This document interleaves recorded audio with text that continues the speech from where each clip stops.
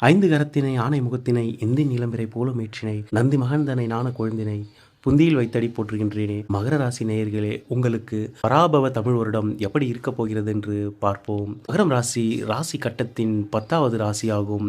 உத்திராடம், திருவோணம், அவிட்டம் என 3 நட்சத்திரங்களை கொண்டது. இதன் சின்னம் முதலை ஆகும். இவர்கள் அமைதியானவராக தோற்றமளித்தாலும் நேரம் வரும்பொழுது அவரின் பலத்தை நிரூபித்து அனைவரையும் பிரமிக்க வைப்பதில் வல்லவர்கள். தங்களை இவர்கள் ஷோ செய்து கொள்ள மாட்டார்கள். ஆடம்பரத்தை விரும்பாத எளிமையானவர்கள். மின்னுவதெல்லாம் பொன்னல்ல என்று அனுபவ ரீதியாக உணர்ந்தவர்கள். இவர்கள் வழி எப்பொழுதும் தனி வழியாகும். அன்பிற்கு மட்டுமே இவர்கள் அடிமையாவார்கள். பணம், பதவி, பட்டம் என எதற்கும் இவர்கள் அடிபணிய மாட்டார்கள். நீதி எவ்வழியோ அவ்வழியே மகரத்தான் வழியாகும். நியாயத்தை யார் சொன்னாலும் ஏற்றுக்கொள்வார்கள். அநியாயத்தை ஆண்டவனே சொன்னாலும் மனசாட்சிக்கு உட்பட்டே நடக்கக்கூடியவர்கள். சோல் சாட்டிஸ்ஃபேக்ஷன் மட்டுமே முக்கியம் என்று நினைப்பவர்கள். இவர்கள் அதிக பிடிவாதக்காரர்கள்.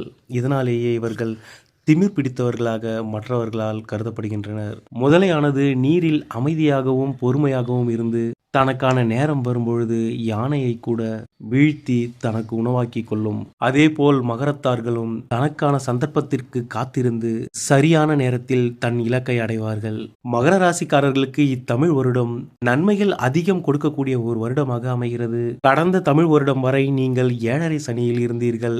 சனி பகவான் விலகினாலும் இன்னும் சரியான முன்னேற்றத்தை மகர ராசிக்காரர்கள் அடையவில்லை. தமிழ் வருடம் ஆரம்பித்த முதல் 2 மாதத்திலேயே குரு பகவானானவர் 6ஆம் இடத்திலிருந்து உங்கள் ராசிக்கு 7ஆம் இடமான கடக ராசியில் உச்சமடைகிறார். கடந்த சில வருடங்களாக எந்த கிரகங்களின் பெயர்ச்சியும் மகர ராசிக்கு நன்மை அளிக்கும் இடத்தில் சஞ்சரிக்கவில்லை.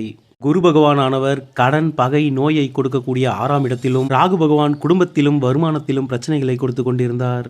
அதேபோல் அஷ்டமத்தில் கேது பகவான் அமர்ந்து உடல் நலத்திலும் உங்கள் பெயருக்கும் பங்கம் ஏற்படுத்தி கொண்டிருந்தார். சனி பகவான் கடந்த 7.5 வருடமாக உங்களை வாட்டி வதைத்து கொண்டிருந்தார். இப்படி எல்லா வருட கிரகங்களும் உங்களுக்கு கெடுதல் செய்யும் இடத்திலேயே சஞ்சரித்து வந்தனர். இந்த தமிழ் வருடத்தில் இந்த நிலை முழுவதும் மாறப்போகிறது. சனி பகவான் உங்களின் 3ஆம் இடமான தைரிய வீரியஸ்தானத்தில் அமர்ந்து பல நன்மைகளை உங்களுக்கு செய்ய போகிறார். சனி கொடுத்தால் எவர் தடுப்பார்? மற்ற எக்கிரகங்களின் பெயர்ச்சியோ சஞ்சாரமோ உங்களுக்கு சரியில்லை என்றாலும் சனி பகவான் கொடுக்கும் இடத்தில் அமர்ந்து விட்டால் அது மகர ராசிக்காரர்களுக்கு நன்மை பெறும் காலமாகும். தற்பொழுது தைரிய வீரியஸ்தானத்தில் அமர்ந்திருக்கும் சனி பகவான் இந்த நன்மைகளை உங்களுக்கு செய்வார். ஜூன் மாதம் 2ஆம் தேதி கடகராசிக்கு பெயர்ச்சியாகும் குரு பகவான் அங்கிருந்து சமசப்தமாக உங்கள் ராசியை பார்வை செய்கிறார். அது மட்டுமல்லாமல் தன் 9ஆம் பார்வையால் உங்கள் ராசிநாதனான சனி பகவானை பார்க்க போகிறார்.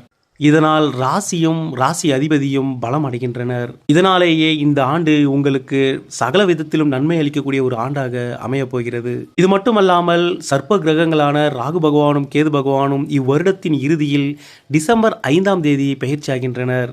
ராகு பகவான் கும்ப ராசியிலிருந்து மகர ராசிக்கும், கேது பகவான் சிம்ம ராசியிலிருந்து கடக ராசிக்கும் பெயர்ச்சி ஆகின்றனர். இங்கு குரு பகவானுடன் சேர்ந்து கேது பகவான் சஞ்சரிக்க போவதால் கேல யோகம் உருவாகிறது. உங்கள் கலஸ்திரஸ்தானத்தில் குரு பகவானுடன் இணையும் கேது பகவானால் உங்களுக்கு நன்மையே ஏற்படும். அதேபோல் குருவின் பார்வையை பெறும் ராகு பகவானும் உங்களுக்கு நன்மையே செய்வார். இவ்வருடம் முழுவதும் நல்ல பலன்களையே மகர ராசிக்காரர்கள் அனுபவிக்கப் போகின்றனர். இதுநாள் வரை நீங்கள் பட்ட துன்பத்திலிருந்தும் கஷ்டத்திலிருந்தும் இனி நீங்கள் விடுதலை அடைகிறீர்கள். உங்களின் வாழ்க்கை தரம் உயரப்போகிறது. வேலை இல்லாதவர்களுக்கு வேலை கிடைக்கும். தொழில் மற்றும் வியாபாரத்தில் சரிவுகளை சந்தித்தவர்கள் இனி வெற்றியை காண்பீர்கள். நல்ல லாபம் கிடைக்கும். ஊர் போற்றும் மனிதராக உயர்ந்து காட்டுவீர்கள்.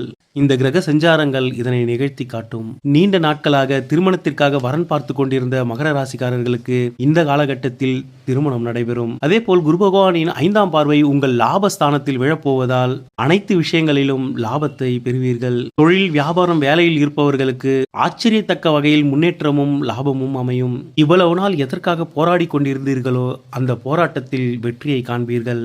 உங்கள் ஏக்கங்களும் ஆசைகளும் இனி நிறைவேறும். காதலில் வெற்றி பெறுவீர்கள். காதல் திருமணம் நடைபெறும். விருப்பப்படி மணமகன் அல்லது மணமகள் அமைவார்கள். தனக்காரகன், புத்திரகாரகன் உச்சமாக இருக்க போவதால் இதனால் வரை குழந்தைக்காக இயங்கிக் கொண்டிருந்த மகர ராசிக்காரர்களுக்கு தற்பொழுது குழந்தை பேறு கிடைக்கும். இதனால் வரை வேலையில் உதாசீனப்படுத்தப்பட்ட நீங்கள் அதே இடத்தில் எல்லோரும் வாயை பிளக்கும் அளவிற்கு உங்கள் உயர்வானது இருக்கும். அல்லது வேறு நிறுவனத்தில் நீங்கள் ஏற்கனவே செய்த வேலையை விட உயர் பதவி கிடைக்கப் பெறுவீர்கள். இவ்வருடத்தில் சனி பகவான் வக்ரம் அடையும் ஜூலை மாதம் 13ஆம் தேதி முதல் நவம்பர் மாதம் 28ஆம் தேதி வரை சனி பகவான் குருவின் பார்வையில் வக்ரம் அடைவதால் இக்காலமும் உங்களுக்கு நன்மையே ஏற்படும். வக்ரகதியால் பின்னடைவு ஏற்படும் என்று நீங்கள் வருந்த வேண்டிய அவசியமில்லை. அக்டோபர் மாதம் இறுதியில் குரு பகவான் அதிசாரமாக கடகராசியிலிருந்து சிம்ம ராசிக்கு பெயர்ச்சி அடைகிறார். இங்கு அவர் 3 மாத காலம் சஞ்சரிக்கப் போகிறார்.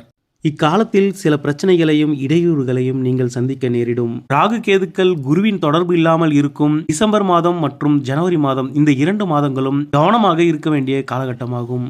புதிய முதலீடு எதையும் செய்யாதீர்கள். யாருக்கும் ஜாமீன் கையெழுத்திடாதீர்கள். கடன் வாங்கி கொடுக்காதீர்கள். மீண்டும் குரு பகவான் வக்ரகதியில் 2027ஆம் ஆண்டு ஜனவரி 25ஆம் தேதி மீண்டும் கடகராசிக்கு வருவார். அது முதல் தமிழ் வருடம் முடியும் வரை அவர் அங்கேயே சஞ்சரிக்கப் போகிறார். குருவின் பார்வையை உங்கள் ராசியும் உங்கள் ராசி அதிபதியும் பெறுவதால் தொட்டது துலங்கும் காலமாகவே இக்காலகட்டம் அமையும். மகர ராசியில் பிறந்து தனுசு லக்னம் அல்லது மீன லக்னக்காரர்களாக இருந்தீர்கள் என்றால், ஆண்களாக இருந்தால் பெண்கள் விஷயத்திலும், பெண்களாக இருந்தால் ஆண்கள் விஷயத்திலும் மிகுந்த கவனமாக இருங்கள். சமூகத்திற்கு புறம்பான ஓர் உறவு ஏற்பட அதிக வாய்ப்புள்ளது. மகர ராசிக்காரர்களுக்கு ஜென்மத்திற்கு ராகு பகவான் வருவதால் உங்கள் வாழ்க்கையில் ஓர் புதிய நபர் வரப்போகிறார். எதுவாக இருந்தாலும் சட்டத்திற்கும் சமூகத்திற்கும் புறம்பான எந்த காரியங்களிலும் ஈடுபடாதீர்கள். குரு பகவான் ஆனவர் மகர ராசிக்கு 12 மற்றும் 3ஆம் இடத்து அதிபதியாகிறார். அவர் உச்சம் பெறும்பொழுது உங்களுக்கு விரயங்கள் அதிகரிக்கும்.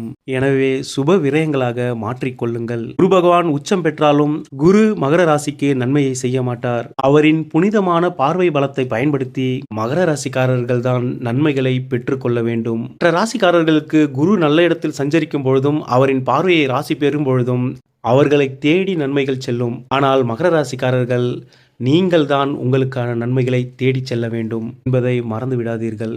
ஆதிபத்திய ரீதியாக கெடுதலை செய்ய வேண்டிய குரு பகவான் உச்சம் பெறும்பொழுது பெரிய அளவு நன்மைகளை செய்ய மாட்டார். ஆனால் அவரின் பார்வை நீங்கள் செய்யும் செயல்களில் வெற்றியையும் பெரிய வருமானத்தையும் சமுதாயத்தில் நல்ல அந்தஸ்தையும் கொடுக்கும். ஜூன் மாதத்திற்கு பிறகு உங்கள் குடும்பஸ்தானத்தில் இருந்து குருவின் பார்வை விலகுவதால் அங்கு அமர்ந்திருக்கும் ராகு பகவானால் பிரச்சனைகள் ஏற்பட அதிக வாய்ப்புள்ளது. எனவே பேச்சில் மிகுந்த கவனமாக இருங்கள். நல்ல வார்த்தைகளை தேர்ந்தெடுத்து பேசுங்கள். முடிந்த அளவிற்கு தேவையற்றதை பற்றி விவாதிக்காமலும் பேசாமல் இருப்பதுமே நல்லது. டிசம்பர் மாதம் வரை சர்ப்ப கிரகங்களுக்கு பரிகாரமாக சனிக்கிழமைகளில் ராகுகால நேரத்தில் துர்க்கை வழிபாட்டையும் காளி வழிபாட்டையும் மேற்கொள்ளுங்கள். கேது பகவானின் கெடுதலை குறைக்க ஞாயிற்றுக்கிழமைகளில் நரசிம்மர் வழிபாட்டை மேற்கொள்ளுங்கள். நரசிம்மர் வழிபாடு மகர ராசிக்காரர்களுக்கு சிறப்பான பலனை ஏற்படுத்தும்.